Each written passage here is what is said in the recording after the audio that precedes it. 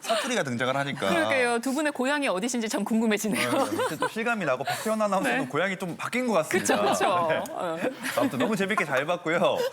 근데 만약에 진짜로 이런 전화를 받고 문자로 온 앱을 깔면 큰 피해를 입을 수가 있는 거죠? 네, 맞습니다. 이렇게 문자로 원격 제어 앱이 깔리게 되면 올바른 전화번호로 전화를 해도 이거 중간에서 가로채서 해당 기관인 것처럼 속이게 되는 겁니다.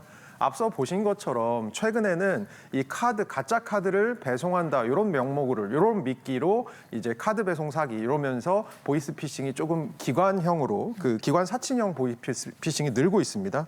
예전에는 단순히 문자 그냥 발송해서 보이스피싱 했었잖아요. 요즘은 카드를 직접 들고 나타나는 등의 이런 훨씬 더 정교한 수법을 쓰고 있거든요. 그래서인지 지난해 이 보이스피싱 관련된 피해 규모가 사상 최고였었습니다. 경찰청에 따르면요, 1월에서부터 10월까지 전기, 통신, 금융 사기 피해 금액이 1조 1,116억 원으로 집계가 됐고요. 이 중에서 보이스피싱 금액은 처음으로 1조가 넘어서 1조 566억 원이 됐습니다. 건수로는 2만 건이 됐고요. 네. 그래서 이 외에도 택배나 무료 쿠폰 등을 미끼로 악성 앱을 깔게 하는 스미싱이라던가 가족이나 지인을 사칭해서 원격 제어 앱을 설치하게 하는 메신저 피싱, 몸캠 피싱까지도 발생하고 있습니다. 최근에는 이 스마트폰을 이용해서 주요 금융사기 수법이 훨씬 더 정교해지고 있으니까요. 앞으로는 이런 것들에 대해서 더 주의하셔야 될 것 같습니다. 네, 쿠팡 사태도 그렇고요. 기업들이 우리의 개인 정보를 어떻게 관리했는지를 들으면 진짜 화가 나요. 네. 보호할 생각이 아예 있었던 거긴 한가 싶어요. 진짜 아니 저도 오늘 잠깐 나왔지만 너무너무 화가 나는데 저도 국민의 한 사람으로서 할 말은 해야 되겠습니다. 아니 저도 사실은 지금 아이를 키우고 있다 보니까 뭐 학교를 가거나 유치원 갈 때 아이들 준비물도 갑자기 필요하고 네. 또 간식이나 반찬 같은 거 급하게 사려면은 이용을 많이 하거든요. 근데 이거 이렇게 하면 어떻게 해요? 진짜 기업들 반성해야 되는 거 아닙니까? 교수님 한마디 해주세요. 제가 혼나는 것 같아요. 네, 기업에 아무래도 경각심이 부족하다는 지적이 지금 정정하 씨 말씀처럼 계속해서 나오고 있습니다. 왜 그럴까라고 생각을 해보면 기업은 이 정보 보호를 비용으로 생각하고 그런 측면에서는 야 우리는 미니멈만 해놓으면 돼 이렇게 지금 가고 있는 분위기인 것 같아요. 이게 시스템만 구축해 놓으면 발생하지 않을 문제들이 지금 계속해서 발생한다는 건 결국은 경각심이 부족하고 체계가 허술하다라는 얘기겠죠. 그래서 정부에서도 앞으로 기업에 대한 제재 수위를 한층 강화하는 방안이 추진됩니다. 우선 과징금 같은 경우에는 전체 매출액의 3%까지 부과할 수 있었는데요. 요거를 10%까지 끌어올릴 예정이고요. 그리고 단체 소송을 통해서 이 손해배상이 가능하도록 관련 법 조항도 손본다고 합니다.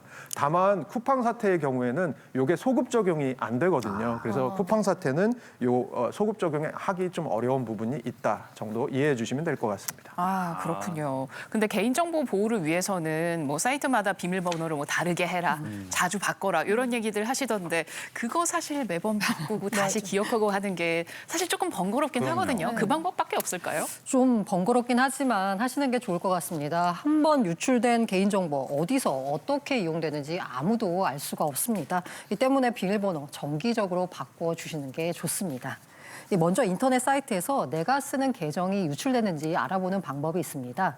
털린 내 정보 찾기 서비스로 들어가서요. 자주 사용하는 아이디, 비밀번호 정보 입력하면 내 정보가 어디로 갔는지 확인할 수 있습니다. 만약 유통되고 있다라고 하면 비밀번호 당연히 바꿔야 되겠죠.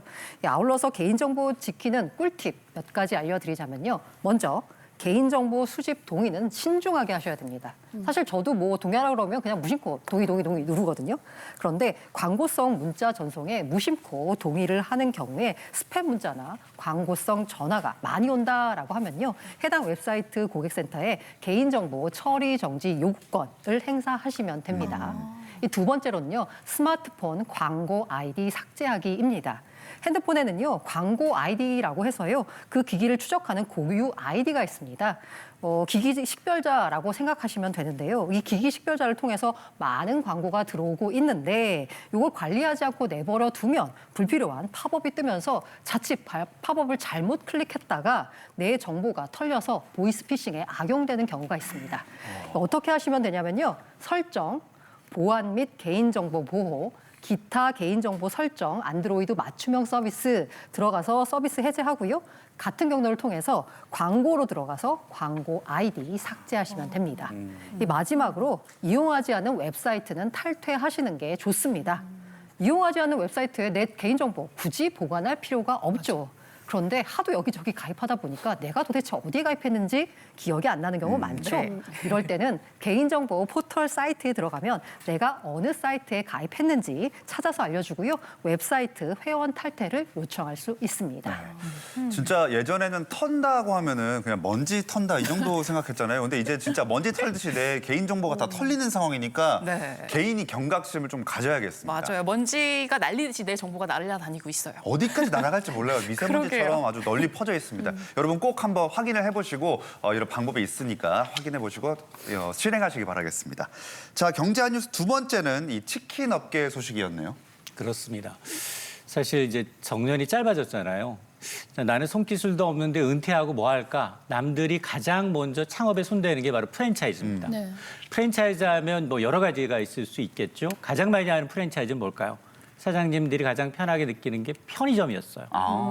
편의점이 2024년 기준 5만 4천여 개입니다. 외식은 너무 다양하니까 빼면 두 번째로 많이 하는 게 바로 커피 전문점이었습니다. 커피 전문점이 3만 한 4천여 개였고요. 3번이 치킨 프랜차이즈.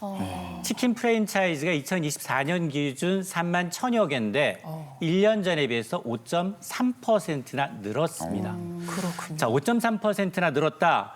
자, 이 치킨 가맹점의 경우 2018년 한 2만 5천 개였는데 이제 지금 사실은 이 386세대 특히나 이제 이 베이비 부머 세대들의 은퇴가 빨라지다 보니까 50대 이분들이 나와서 뭘 해야 될까? 치킨 전문점을 했는데 2028년 2만 5천 개에서 6년 동안 6천 개가 늘어났으니까 1년에 1,000개씩 동네 치킨 프랜차이즈점이 늘고 있다라는 얘기입니다.